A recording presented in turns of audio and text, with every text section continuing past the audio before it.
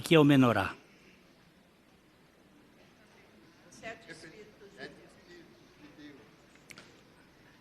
O menorá era um dos 7 móveis do tabernáculo. O tabernáculo tinha 2 móveis no átrio, 3 móveis no santo e 2 móveis no Santo dos Santos. Porque a arca ela é dividida em 2 partes, a caixa e a tampa. A tampa é o propiciatório.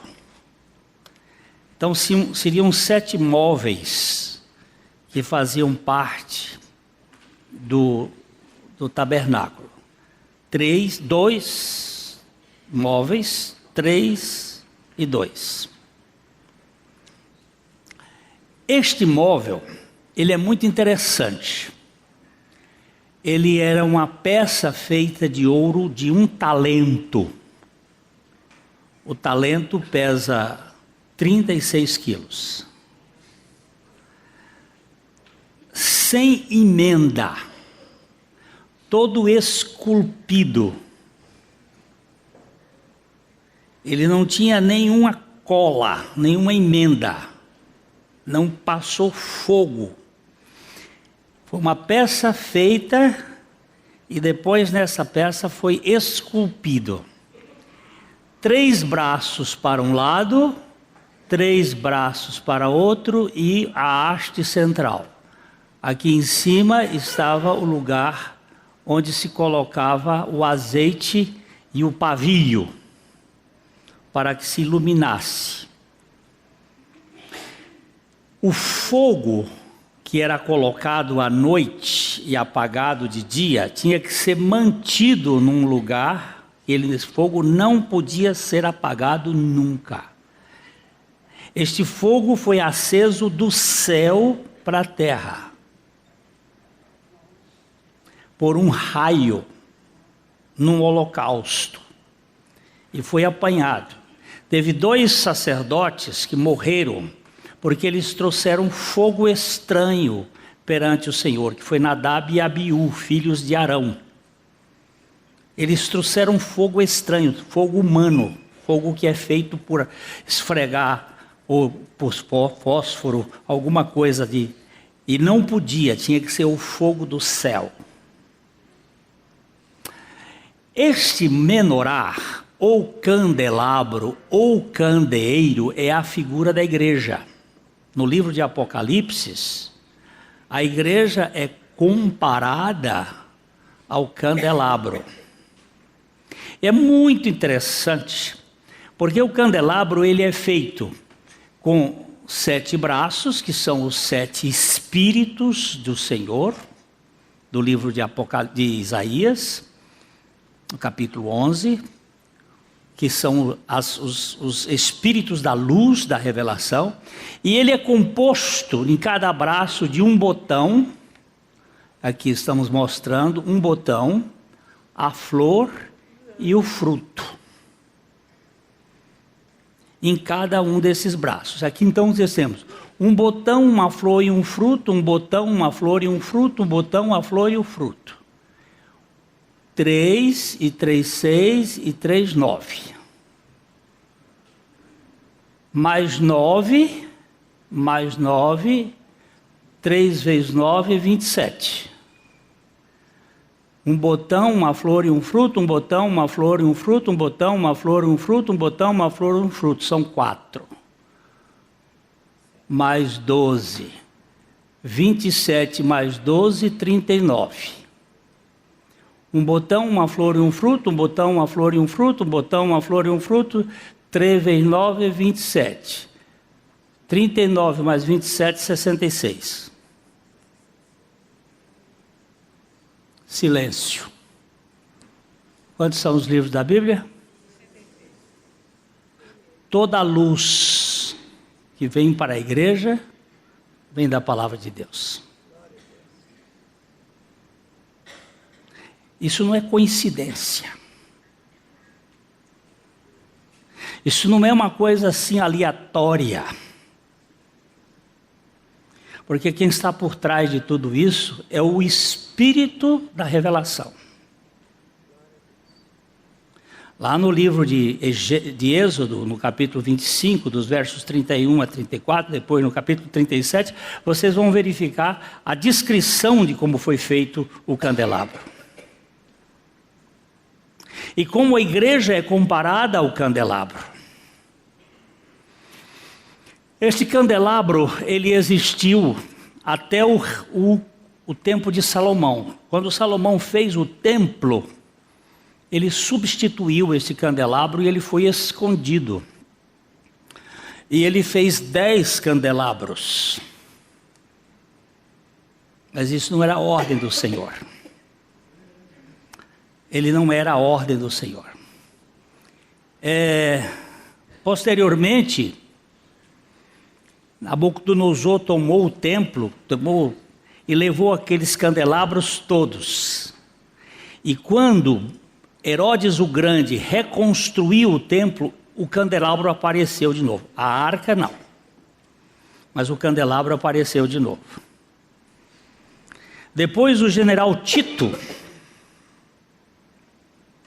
quando ele destruiu Jerusalém, ele levou o candelabro para Roma. E ele aparece no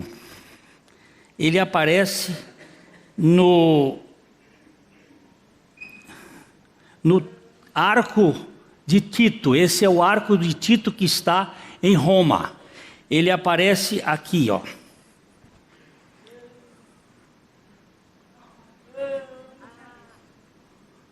Ele está ali carcomido com o tempo, porque a erosão já tirou muito dele, mas estão lá os sinais do botão, da flor e do fruto. Posteriormente, esse candelabro foi levado por Basílio. Acho que foi. A memória está ficando velha, né? A gente não lembra mais dos nomes. Mas ele foi retirado quando Roma foi dominada. Ele reaparece outra vez em Roma, depois é levado para Constantinopla. De Constantinopla ele vai para Jerusalém, em Jerusalém ele some. E nós estamos esperando quando ele vai aparecer outra vez. Porque esse candelabro vai fazer parte do templo do Senhor, assim, do templo que os judeus vão construir, assim como a arca que está preservada no lugar certo. O que eu estou querendo dizer com isto? É que eu escrevi um livrinho chamado As Marcas da Igreja na História. E esse livro mostra que as 7 igrejas do Apocalipse, elas fazem parte de 7 períodos da história. As pegadas de Deus na história são Éfeso, Esmirna, Pérgamo, Tiatira, Sardes, Filadélfia e Laodiceia. Éfeso é a igreja nascente, Esmirna, a igreja perseguida, Pérgamo, a igreja constantiniana, Tiatira, a igreja católica, Sardes, a igreja protestante, Filadélfia, a igreja do avivamento do século 17, 18, Laodiceia, somos nós. A igreja fria, ou melhor, morna. A igreja sem comprometimento.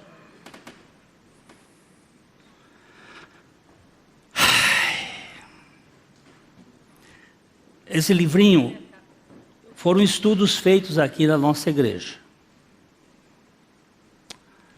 Eu aproveito os estudos, depois faço um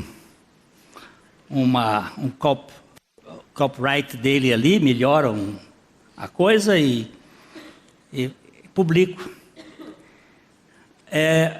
Seria interessante você estudar. Nossa igreja começa, essa semana um irmão nosso recebeu um livreto de William Branham. Aí ele disse assim: o senhor conhece? Eu disse: conheço essa peste. Isso aqui foi o pai de Laodiceia. Os poderes latentes da alma. Agora estão reeditando as porcarias de Branham.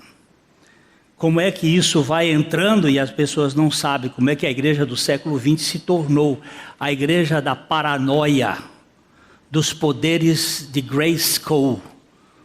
Não pense que Grayskull é uma historinha inventada. O Benjamin Creme, quando escreveu isso, ele era filho de Helena Blavatsky, filho espiritual. É a teosofia, é o poder do homem como Deus. E nós precisamos voltar às nossas bases bíblicas, daquilo que é fundamental.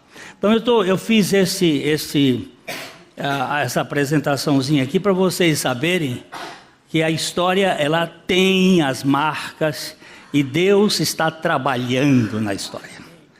Deus não fica sem testemunha. Ontem à noite nós tivemos, pode desligar lá, senão eu vou tirar o espelhamento aqui. Saiu? Ontem à noite nós tivemos uma reunião muito preciosa lá na Colina da Graça. Fazia tempo que eu não estava num lugar assim tão gostoso de adoração. Não foi? Quem é que estava lá? Quem estava lá? Ó. Eu vou dizer para vocês, em alguns momentos Você também? Me lembrei daqueles tempos de 90, quando a nossa igreja adorava ao Senhor. Adorava com a expressão que Deus está entre os louvores do seu povo. Deus é santo e habita entre os louvores do seu povo. O Dr. Júlio Freitas, ele ficou depois conversando comigo ali, já eram 10 e tantas da noite. Ele disse assim: nós estamos aqui desde 7 horas.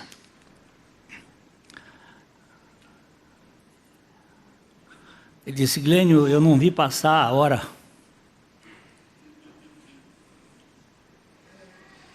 Às vezes a gente fica no culto aqui, medindo a hora.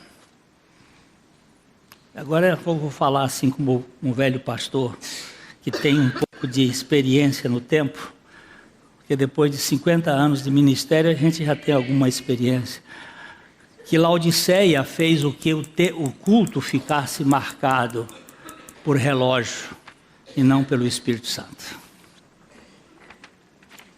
A gente tem pressa de cozinhar, tem pressa de ver o fantástico, tem pressa e sei lá o quê. Deus tenha misericórdia de nós e quebrante a sua igreja, não deixe nenhum pedaço, para não sobrar um caco que junte a cinza do burralho, viu? Eu fui buscar. Quem é que sabe o que é burralho aqui?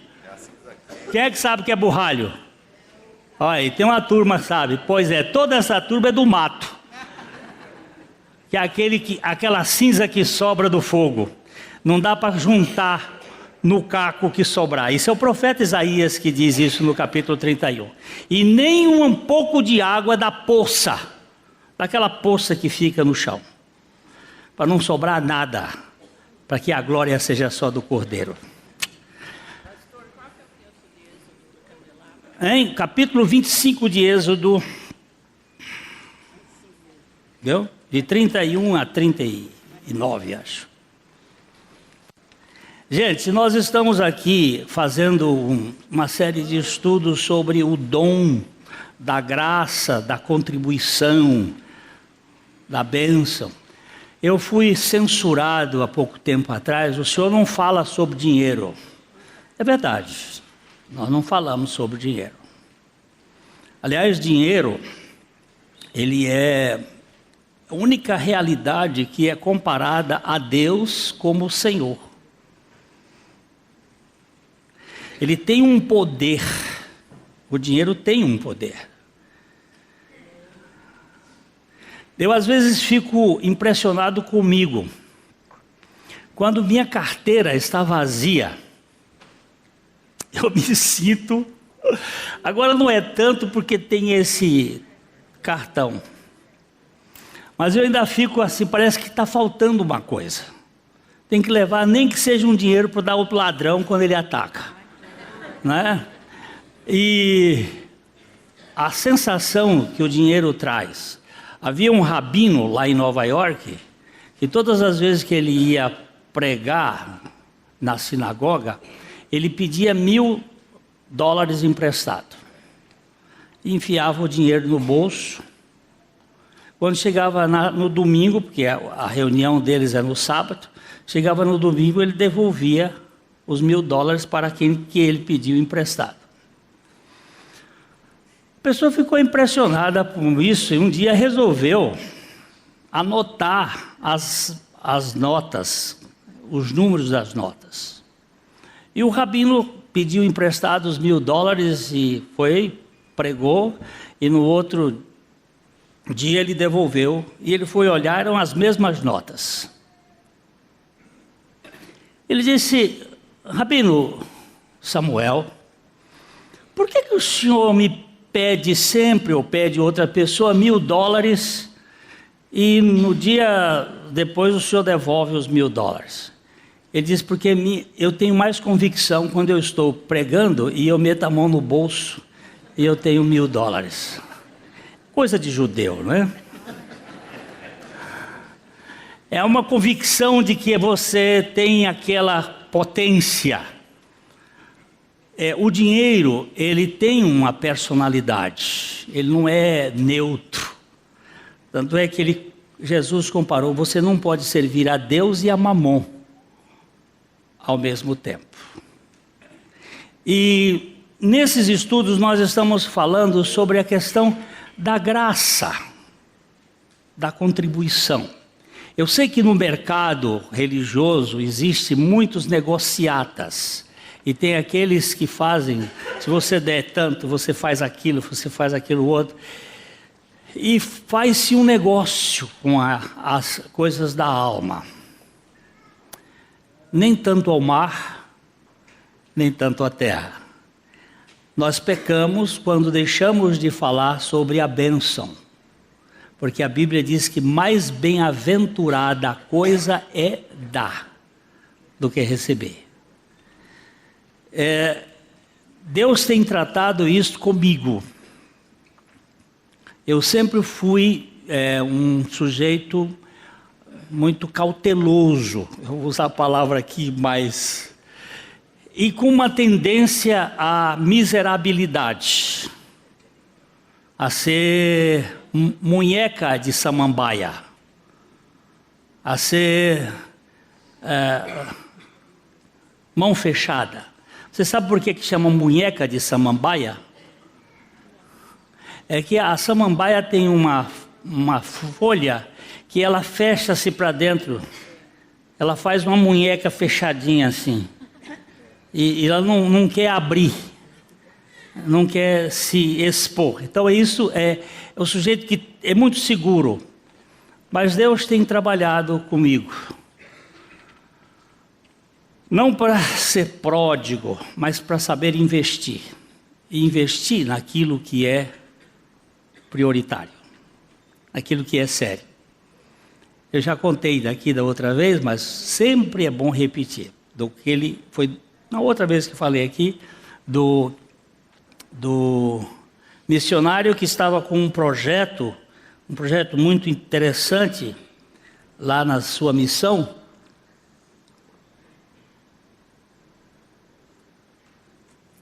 E ele falou com um empresário sobre se ele teria condições de conhecer o projeto dele para ajudar no investimento. O empresário disse: você vai amanhã lá na minha empresa. E aquele missionário foi no final da tarde, chegou lá, estava tudo apagado, tinha nada, não tinha só uma pessoa lá mexendo. Aí ele perguntou onde estava o empresário e ele indicou, era uma indústria e tinha uns corredores muito compridos, e ele foi entrando e tudo apagado, só uma luzinha lá no fundo. E quando ele chegou lá no escritório do empresário, ele estava lá esperando, ele estava trabalhando com uma luzinha de abajur pequena em cima, o resto apagado. Ele pensou assim, esse empresário deve ser muito miserável. Olha como é tudo aqui apagado, não tem luz, está tudo escuro. Mas acho que eu cheguei aqui, eu vou contar para ele. E aí contou as necessidades, mostrou o projeto. O homem olhou todo, abriu uma gaveta, pegou um talão de cheque, escreveu o cheque e entregou para o missionário o cheque dobrado. E o missionário, já curioso para saber qual era a coisa, abriu assim, aí tomou um susto, porque tinham $300 mil que o cara tinha dado assim. Aí ele foi e pediu perdão ao empresário, dizendo assim, o senhor me desculpa, porque eu lhe julguei. Ele não julgou por quê? Eu lhe julguei como um miserável. Ele disse, por quê? Porque quando eu cheguei aqui, estava essa situação tudo escura, tudo... E o senhor abre e faz uma oferta tão generosa dessa. Aí aquele homem disse, meu irmão, eu aprendi a racionar o que é supérfluo para investir naquilo que é prioritário. Leva isso a sério, né? Às vezes tem coisas que são supérfluas, não precisa, a gente acaba investindo. Então, a graça generosa. Nós lemos aqui em 2 Coríntios capítulo 8, verso 9. Vamos ler juntos o texto bíblico. Pois conheceis a graça de nosso Senhor Jesus Cristo, que sendo rico se fez pobre por amor de vós, para que pela sua pobreza vos tornasseis ricos. Pai, traz revelação aos nossos corações por Jesus. Aqui o apóstolo Paulo apresenta um dos maiores versos desta grande carta. Contra um pano de fundo das circunstâncias mesquinhas da vida da Macedônia e em Corinto, especialmente ele pinta um belo retrato da pessoa mais generosa que já viveu. A palavra graça é usada de várias maneiras no Novo Testamento, mas aqui o seu significado é inconfundivelmente o da generosidade. Quão generoso era o Senhor Jesus! Ele foi tão generoso que deu tudo o que tinha por nossa causa, para que nós, através da sua pobreza, pudéssemos tornar eternamente ricos. É a graça é essencialmente generosa.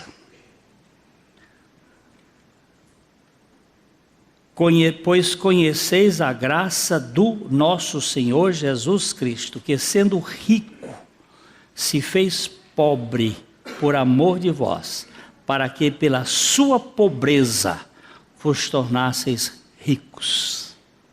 Coisa inconcebível, a pobreza enriquecendo. Moorhead comenta, ele era rico em posses, poder, honra, companheirismo, felicidade. E ele se tornou pobre em posição, circunstâncias, nas relações com os homens. Somos instados a dar um pouco do dinheiro, roupas, comida. Ele deu a si mesmo. Eu já contei aqui do irmão meu, um pastor lá em São Paulo, pastor de uma igreja classe média alta, uma igreja protestante bem... E ele fez uma campanha para as pessoas trazerem roupas para ajudar numa tribo indígena. Era um missionário que tinha vindo lá do Amazonas, do Pará, e que tinha pregado lá, e ele estava fazendo uma arrecadação de roupas. E no final, eles receberam umas 300 ou 400 gravatas. Aí ele me disse assim: Glênio, para que índio quer gravata?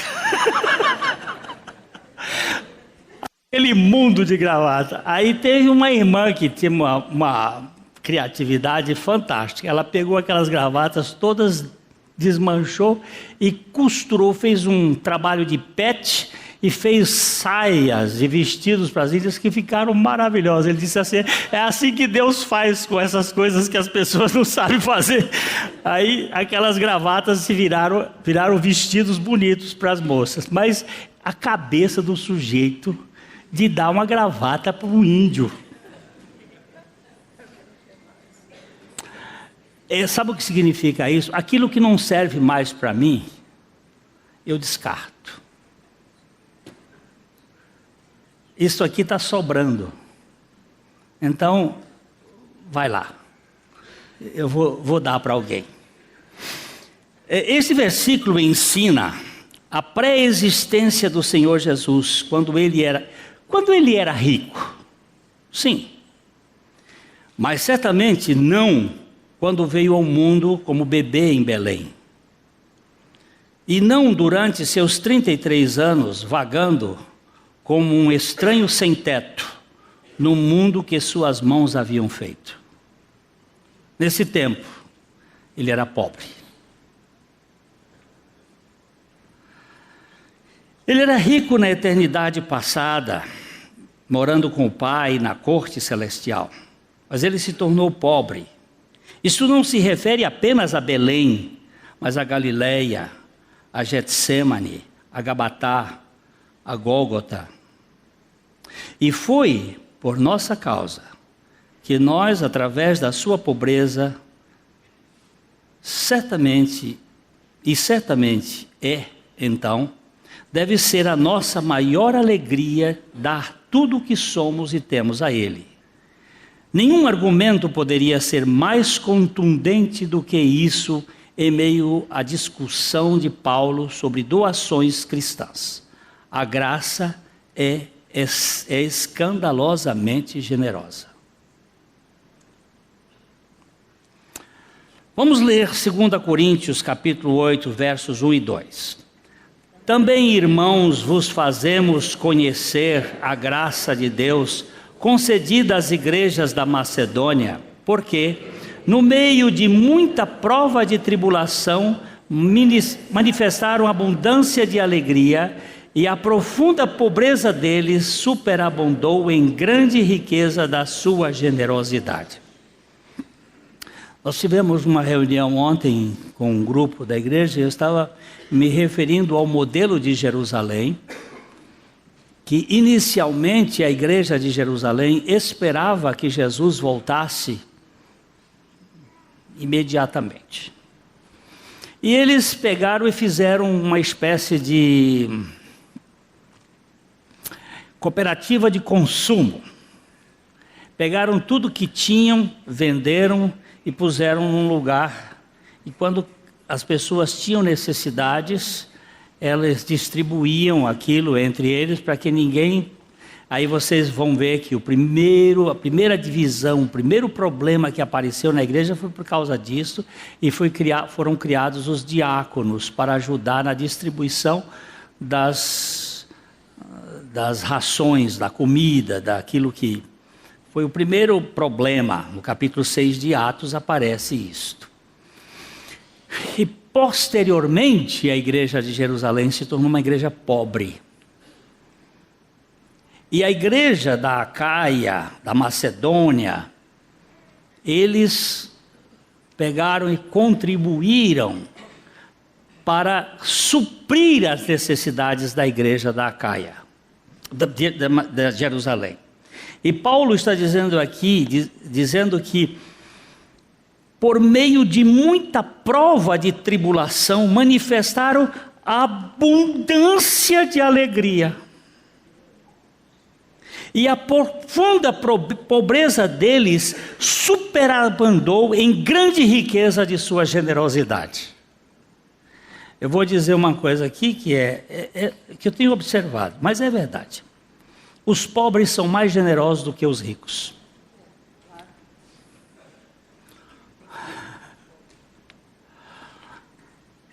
Às vezes na contribuição, o cara pensa um tiquinho e diz, mas se eu der, vai faltar. Paulo queria que os crentes conhecessem o modo incomum em que a graça de Deus se manifestou entre os cristãos nas igrejas da Macedônia, norte da Grécia. Aliás, eu vim de lá agora. Passei 10 dias na Grécia, especialmente em Atenas. Fui fazer um casamento de uma sobrinha que casou com um grego.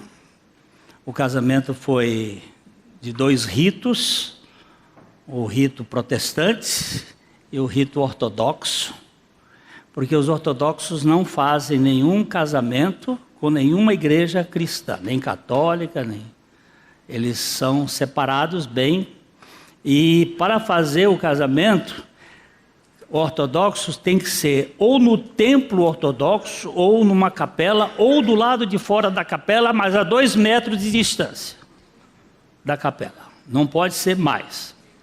E o outro casamento, de outro rito, tem que ser a pelo menos 20 metros de distância. Então, foi feito lá o outro, e depois de lá nós viemos para cá, para perto da capela.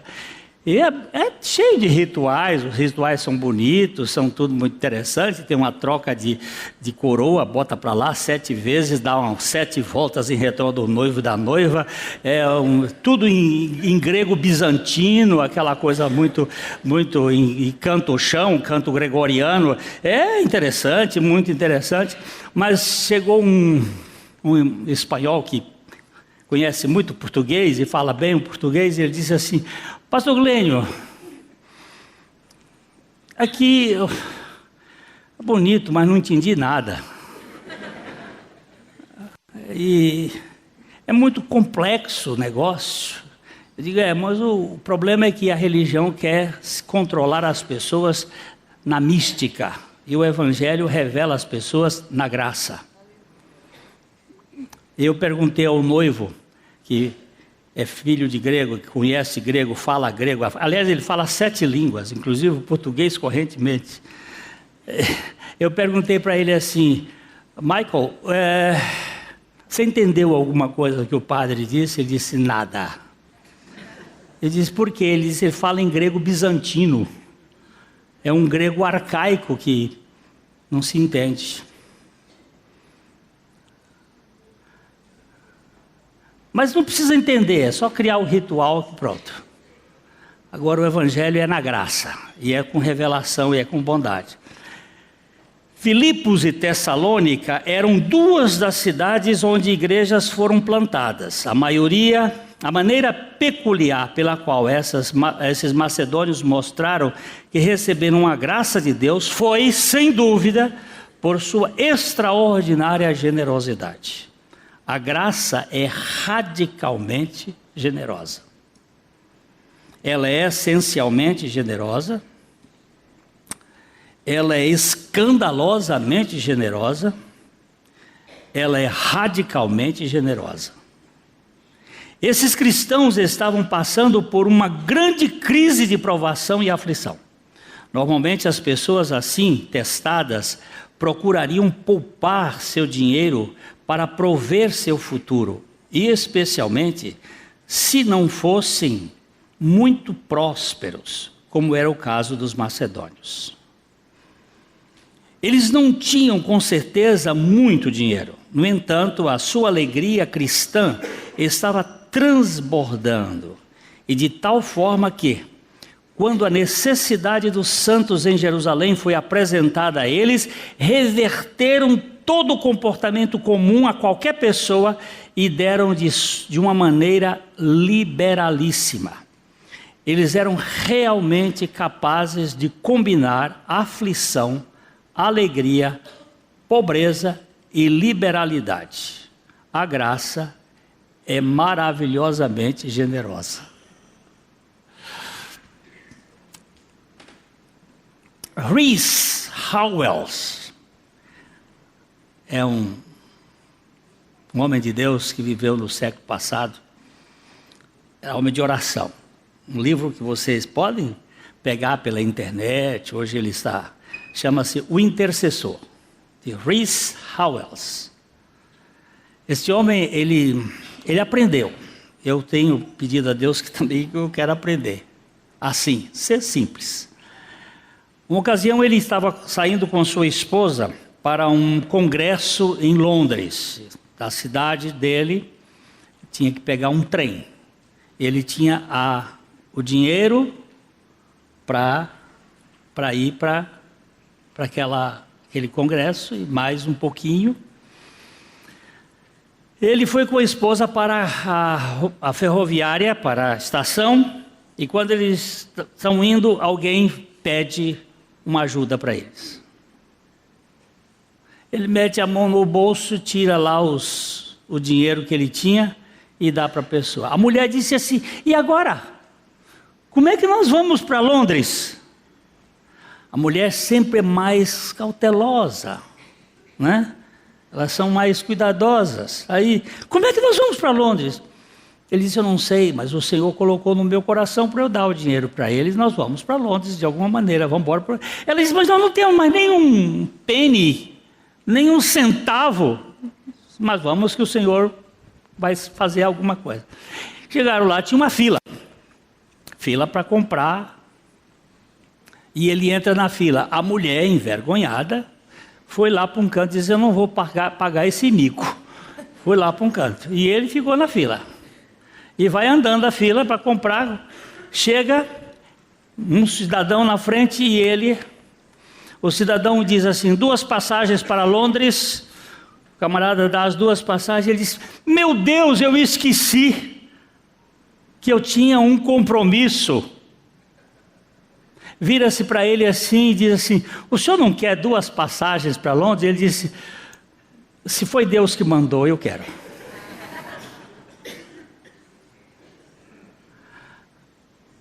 Rees Howells era um homem simples, mas era um homem que confiava em Deus. A graça de Deus nos impulsiona a dar generosamente. Mas é muito interessante observar o que diz Andrew Murray. É digno de nota que haja mais generosidade nos pobres do que nos ricos. É como se os pobres não se apegassem com tanta avidez ao que têm. Desprendem-se mais facilmente das coisas. A ilusão da riqueza ainda não os possuiu e endureceu. Aprenderam a confiar em Deus quanto ao dia seguinte. Sabemos que um grande perigo da posse é que ela acaba nos possuindo. O ser fica refém do ter. Muitos de nós acham que é o patrimônio terreno que nos dá identidade e segurança. Por isso, nos apegamos ao ter, buscando suporte para o nosso ser. Uma vez um cristão perguntou a outro cristão abastado, mas mesquinho: se Deus lhe desse 10 vezes o que você dá a Ele, você conseguiria viver com isso? E houve silêncio sepulcral. Devemos ganhar não apenas para ter, mas para dar. Veja como Paulo enfatiza em 2 Coríntios 9, 10 e 11. Ora, aquele que dá semente ao que semeia e pão para alimento, também suprirá e aumentará a vossa sementeira e multiplicará os frutos da vossa justiça, enriquecendo-vos em tudo para toda generosidade, a qual faz que, por nosso intermédio, sejam tributadas graças a Deus. Uma das coisas mais esquisitas que Deus ensinou o seu povo de Israel foi: vocês vão trabalhar 6 anos na terra, e o 7º ano vocês vão fazer a terra descansar. A terra precisa descansar. 1 ano deixa nascer mato, deixa nascer as ervas daninhas. Os Estados Unidos hoje estão fazendo isto, porque quando essas ervas daninhas nascem, elas matam certos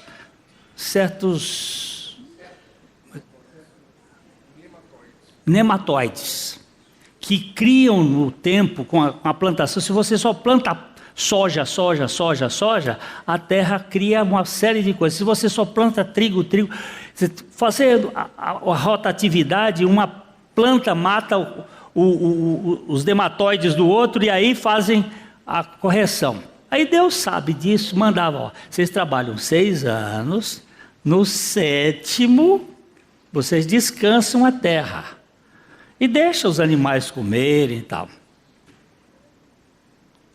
E só vão plantar agora no 8º ano. E como é que vão viver?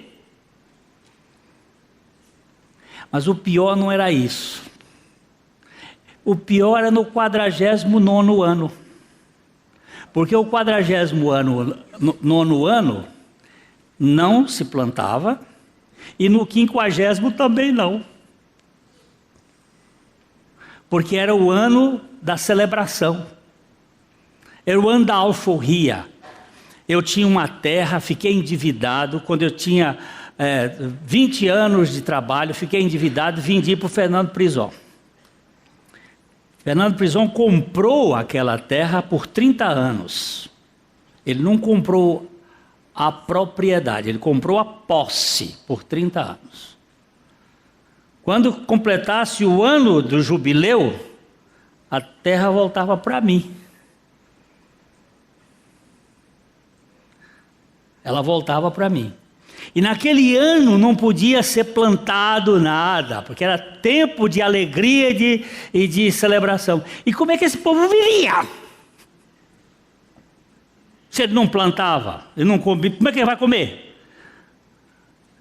É que Deus quer trabalhar com a economia de uma maneira diferente, na dependência dele. E porque o povo de Israel, quando o rei Saul assumiu o governo, eles pararam de descansar a terra, porque eles precisavam pagar imposto para poder manter o exército do rei. E para manter o exército do rei tinha que pagar imposto. Aí eles deixaram de ter o descanso da terra. A terra ficou 490 anos sem descanso. Aí Deus mandou o povo de Israel, o povo judeu, para a Babilônia por 70 anos, para poder a terra descansar 70 anos que eles não tinham feito. Aí vocês entendem por que as coisas são... Por que eles tiveram que ficar 70 anos na Babilônia? Para que a terra descansasse. Deus não quer que nós trabalhemos com o dinheiro, Ele quer que nós confiemos nele. O dinheiro vai ser instrumento nas nossas mãos para a glória dele. Ou o que seja a posse. O mesmo Deus que fornece a semente ao semeador e o pão como alimento, tem o cuidado de assegurar que aqueles que demonstrarem bondade aos outros colherão certas recompensas. Algumas dessas recompensas agora estão listadas no texto. Vamos ver. Primeiro, Ele multiplicará a semente que você semeou. Isto é, Ele dará maiores oportunidades e resultados mais abundantes de demonstrar bondade ao seu povo. Além disso, Ele aumentará os frutos da sua justiça. Os coríntios eram justos em dar aos santos em Jerusalém. Como resultado dessa doação, eles receberam os frutos como recompensa eterna. À medida que Deus aumentava a sua capacidade de dar e eles aumentavam em generosidade, as recompensas aumentavam de acordo com a lei da semeadura. Você vai verificar como é que a pessoa fica mais contente. Um dia chegou um moço, acho que eu tenho um parente dele hoje aqui. Chegou um moço lá na minha casa, eu morava na Rua Santos, 515, e chegou um moço e disse assim: pastor, eu estou no vermelho. Eu digo: o que é que significa isso? Não, eu estou devendo. Sim. E eu queria aprender a trabalhar com a lei de Deus de semeadura e ceifa. Eu digo: então obedeça. Mas eu pago minha dívida ou eu começo a contribuir? Converse com Deus, meu filho. Não entra nessas regras humanas. Converse com Deus. Fale com Ele. Ele sabe lhe instruir. Passaram 2 semanas, ele chegou lá com um cheque e me entregou o cheque. Pastor, aqui está o cheque do dízimo dos ganhos. Eu disse: eu não sou tesoureiro da igreja. Eu não pego dinheiro de igreja. Se você tem que dar o dinheiro, dê o dinheiro lá na igreja e contribua lá. Mas ele queria que eu fosse avalista do que ia acontecer. Então toda vez ele vinha com o cheque e eu trazia ele.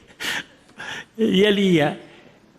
Meus queridos irmãos, em 6 meses aquele moço começou a ter umas mudanças econômicas. E hoje ele é um cara bem de vida aqui na cidade. Ele não está conosco aqui. Porque nós também não somos assim pregadores de gente para a igreja. Nós somos preocupados com gente para o reino de Deus. E depois Deus coloca essa pessoa no lugar que Ele quiser para a glória dEle. Evidentemente que se ficar aqui será um grande prazer para nós. Mas Deus sabe trabalhar com dinheiro que é dEle, porque é dEle que são todas as coisas. É certamente claro neste texto que uma pessoa nunca empobrece quando dando ao Senhor. Pelo contrário, todo ato de bondade tem uma ação reflexiva e a recompensa é desproporcional ao presente dado. Assim, Paulo diz que os cristãos, pela sua doação, seriam enriquecidos em tudo, para mais demonstrações de grande liberalidade. Quando o apóstolo observava e via os coríntios crescendo em graça de dar, ele dava graças a Deus por isto. Em 2 Coríntios capítulo 9, versos 12 a 14, porque o serviço dessa assistência não só supre a necessidade dos santos, mas também redunda em muitas graças a Deus, visto como na prova dessa ministração glorificam a Deus pela obediência da vossa confissão quanto ao Evangelho de Cristo e pela liberalidade com que contribuís para eles e para todos, enquanto oram eles a vosso favor com grande afeto, em virtude da superabundante graça de Deus que há em vós. Quando a oferta dos coríntios foi posta em ação em Jerusalém, não apenas supriria a carência dos santos, mas também resultaria em muita gratidão a Deus. Gente, a coisa mais preciosa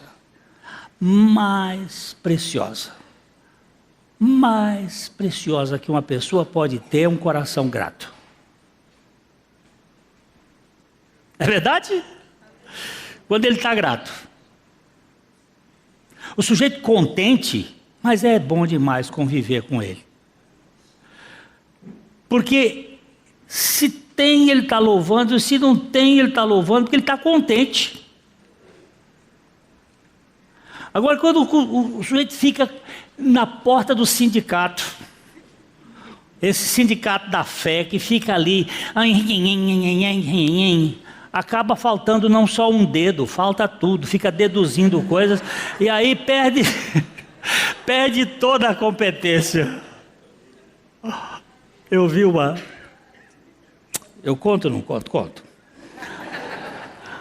A mulher, a mãe de um... Ele é um cristão muito bem-humorado, ele faz uns humores bem interessantes. Ele diz que a mãe dele disse assim, quando o Lula ficou com câncer de garganta, né? E ele não estava podendo falar, e estava aprendendo alguns sinais em Libra. Aí ela diz assim, aquele cara não vai, nem em Libra ele vai poder falar, porque falta um dedo, como é que ele vai poder falar com... Ele fala errado assim, vai falar... Mas o problema é que nós não só falamos errado quando pensamos que somos o dono do nosso dinheiro. Nós precisamos pedir a Deus que nos ensine a lidar com esse assunto. Ações de graça, gratidão. Temos, contudo, repetidamente a ênfase que Paulo dá às ações de graças. Tudo o que resultou em agradecimento ao Senhor assumiu grande importância aos olhos de Paulo. Paulo tem uma ideia de que a gratidão é o maior patrimônio que uma pessoa pode ter. Aprender a ser grato. Tem o Samuel Doctorian. Ele hoje é um pastor, ele trabalha muito com judeus, ele é armênio. E o pai dele morreu. A mãe ficou viúva. E uma renca de filhos, não sei se 7, 8, 9, um tanto. Viúva com aquela meninada toda. E fazia 3 dias que eles não comiam. E ela juntou os meninos numa casinha lá na região da Armênia, num cantinho, e ela ficou com os meninos num canto e começou a orar com os meninos, glorificando a Deus, e dizendo a Deus, o Senhor que é o dono do universo. Se o Senhor quer que a gente morra de fome, então nós vamos morrer de fome, mas o Senhor pode. Ia passando ali na porta, na janela, era uma casa de janela baixa, assim que... um ateu. E escutou a oração da mulher, aí ele disse assim, vou fazer correu numa padaria ali perto, e ela continuava orando, e ele chegou na janela assim, começou a jogar pão. E os pães caíam, e ela dizia, Deus está mandando pão, Deus está mandando pão. O homem virou lá de fora e disse, não é Deus não, é o diabo que está mandando. E aquela mulher disse, então o diabo serve a Deus. O diabo também serve a Deus, porque ele faz o que Deus manda. Há ainda outros benefícios que resultaram da oferta dos coríntios. Seria uma prova definitiva para os cristãos da Judéia que realmente houve uma obra de Cristo na vida desses gentios convertidos. Houve época em que os cristãos judeus tinham dúvidas reais sobre os conversos, como os coríntios. Talvez eles não os considerassem cristãos de pleno direito, mas esse ato de bondade seria para eles uma grande prova da realidade da fé dos coríntios. E eles glorificaram a Deus pelo que o Evangelho de Cristo havia feito na Acaia, bem como pela contribuição liberal e generosa que lhes fora dada. Estava lendo aqui e me ocorreu uma lembrança. Dona Isabel Pontes. Alguém conheceu Dona Isabel aqui? Dona Isabel, uma irmãzinha que nós tivemos aqui, muito simples. Muito simples. E Dona Isabel tinha quando os meus filhos eram pequenos, e nós morávamos aqui, ela recebia o seu soldo, o seu salário, ela ia numa padaria aqui e comprava meio quilo de mortadela, uma lata de sardinha, uns pães, vinha com aquilo enrolado e dizia assim: pastor, isso é para o senhor abençoar os seus filhos.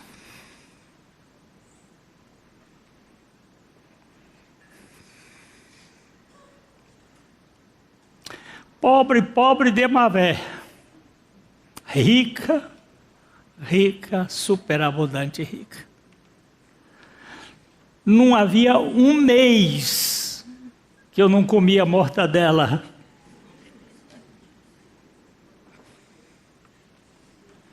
Até ela morrer.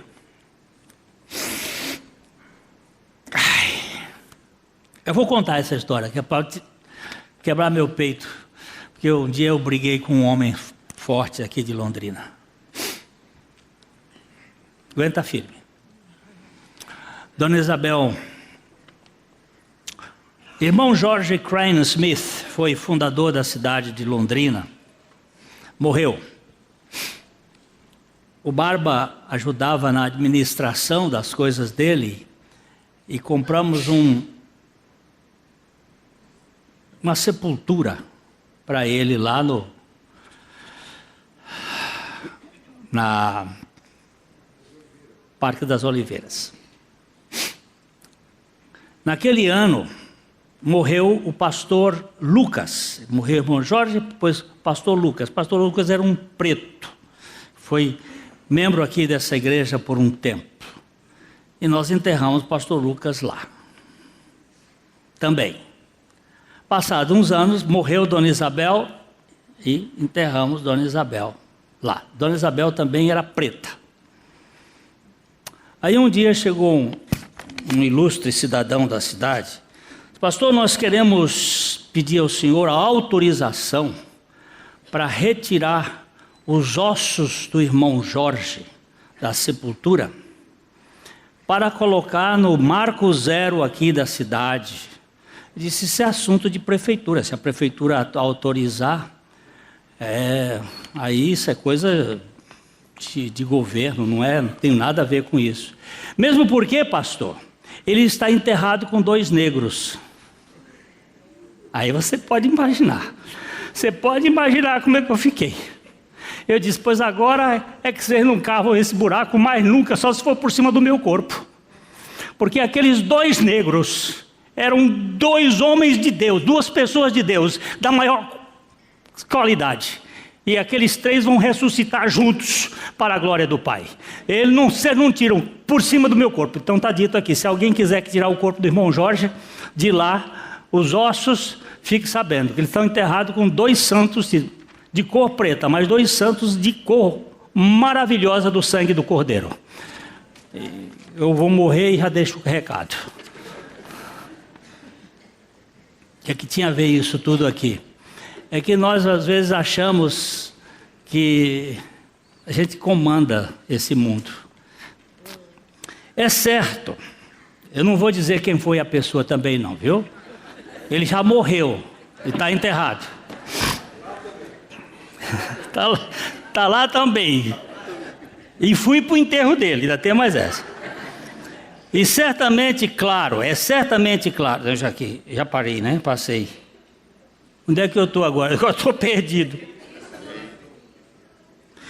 Isso não é tudo. Mas 2 benefícios seguem. Por causa da oferta de Corinto, para Jerusalém, os cristãos judeus doravante teriam o cuidado de orar pelos santos em Corinto, e haveria fortes laços afetivos. Os santos de Jerusalém ansiaram pelos coríntios por causa da excessiva graça de Deus por estes últimos mostraram. O uso das posses a nós confiadas como mordomos mostra quem nós realmente somos.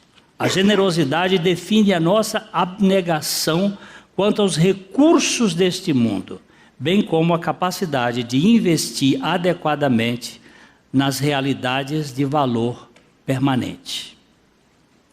O espírito do mundo é a concupiscência da carne, a cobiça dos olhos e o orgulho. O espírito do mundo é a concupiscência da carne, a cobiça dos olhos e o orgulho da vida. O dinheiro é o grande meio que o mundo tem para satisfazer seus próprios desejos. Cristo disse aos seus discípulos: não são do mundo, como eu não sou do mundo. Nós precisamos demonstrar pela forma como distribuímos e aplicamos nossos tostões, que o fazemos conforme um princípio que não é deste mundo, mas que é o Espírito do céu, que nos ensina como devemos usá-los. E o que é que nos sugere esse Espírito? Então aqui essa conclusão. Usá-los, esses tostões. Por que eu botei tostão aqui? É por causa da idade, né? Por causa da idade. Também. Mas eu vou dizer aqui. Vocês sabem que o PIB do mundo é 1,5 vezes menor do que o PIB imoral e ilegal que gera dinheiro neste mundo. O PIB legal é 1,5 vezes menor. Você sabe por que Romário está envolvido agora com dinheiro lícito agora, a irmã dele, mas não é o Romário, é o Neymar. Esse salário do Neymar, de onde vem? De lavagem de dinheiro. E esse dinheiro vem de onde? Das máfias. Eu estive agora lá em Istambul, do lado asiático de Istambul estão os mais profundos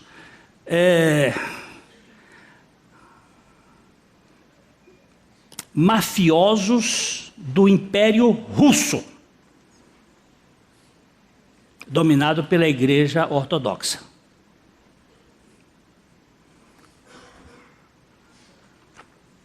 É impressionante isso. E o dinheirinho que parte na igreja é tostão. Comparado com... Hein? Quando você fala ortodoxo, é judeu? Não, os ortodoxos foi uma divisão que houve na igreja. A igreja, quando saiu de Roma, foi para Constantinopla, no tempo de Constantino. E aí ali houve uma divisão, uma primeira divisão, por causa da questão se Jesus era filho de... se Maria era mãe de Deus ou era mãe do homem. Aí começou a primeira filioque dei, que era a primeira divisão. Depois houve a divisão no ano. E os ortodoxos são cristãos, mas um poder deles é muito grande, como o poder da Igreja Católica, muito grandes. E poder econômico, comando de poder econômico é grandíssimo. Aliás, quando São Francisco foi visitar o Papa, no século XIV, o Papa disse para ele assim: pois é, Frei, agora já não podemos dizer como como os apóstolos, não temos prata nem ouro, porque hoje nós temos muito ouro. Diz que ele se curvou até o chão e disse, em compensação não podemos dizer levanta-te e anda. Nós temos poder, mas não temos poder. Agora, usá-lo para o cuidado da família. O seu dinheiro, você tem que saber usar para o cuidado de sua família. Cuidar bem de sua família. Mas não pode também cuidar demais. Não dê iPhone para elas. O vô que dá. É o vô que dá? O vô que deu. Pois então nós vamos tirar do vô esse direito. Hein? iPhone 10. iPhone 10, uma criatura dessa com iPhone 10. Olha só. Ó, vou dar uma coisa aqui para vocês. Menos de 1 hora por uso de aparelhos eletrônicos para criança. Está comprovado que acima disso por dia é prejudicial ao cérebro. Opa! Criança, a radiação atravessa a cabeça. Opa! Tem pais que deixam na mão de bebê e a radiação passa. No adulto ela não chega a passar, mas na criança passa. Assunto sério, sério hoje. Eu vejo minha netinha de 5 meses, quando ela vê o negócio, ela fica assim, tremendo toda. Desse tamanhozinho. Acha aquela luz é encantadora. 1 hora por dia já é suficiente. Agora, usá-lo para o cuidado da família e para os propósitos espirituais, para aquilo que há de durar eternamente, isto é, para aquilo que de fato agrada e glorifica a Deus. Devemos contribuir generosamente, de acordo com a nossa renda, para que Deus não faça com que a nossa renda torne-se proporcional ao que contribuímos. Miserável! Se a nossa fé não conseguir atingir o nosso bolso, com certeza ela não irá mais longe do que a lápide da nossa sepultura. Ok? Eu contei ontem para os irmãos a história de um homem que o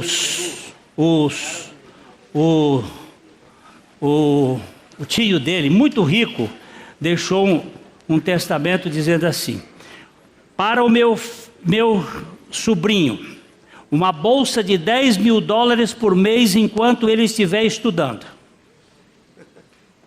Para o meu sobrinho, uma bolsa de $10.000 por mês enquanto ele estiver estudando. Para o meu sobrinho, uma bolsa de $10.000 por mês enquanto ele estiver estudando. O que você diz? Morreu estudando. É verdade. Aí, e se você for lá em Nova York, no cemitério, lá está a lápide dele. Está escrito assim: aqui jaz uma cultura inútil. Agora, na lápide de muita gente vai dizer assim: aqui jaz uma fortuna inútil, porque não foi investido nos propósitos certos. Ok? A Livraria PIB Londrina procura selecionar cuidadosamente seus títulos e autores a fim de oferecer um conteúdo alinhado com o Evangelho de Jesus Cristo. Bíblias, livros de teologia, devocionais, literatura infantil, biografias, comentários bíblicos e muito mais. Dispomos também de um acervo de CDs e DVDs das mais de 5.000 mensagens ministradas na Primeira Igreja Batista em Londrina. Visite a Livraria PIB Londrina e conheça ainda mais. Livraria PIB Londrina, de segunda a sexta, das 13h30 às 18 horas. Endereço na Avenida Paraná, 76A, próximo ao Calçadão, bem no centro de Londrina. Ligue para 3372-8921 ou acesse o site www.livrariapiblondrina.com.br.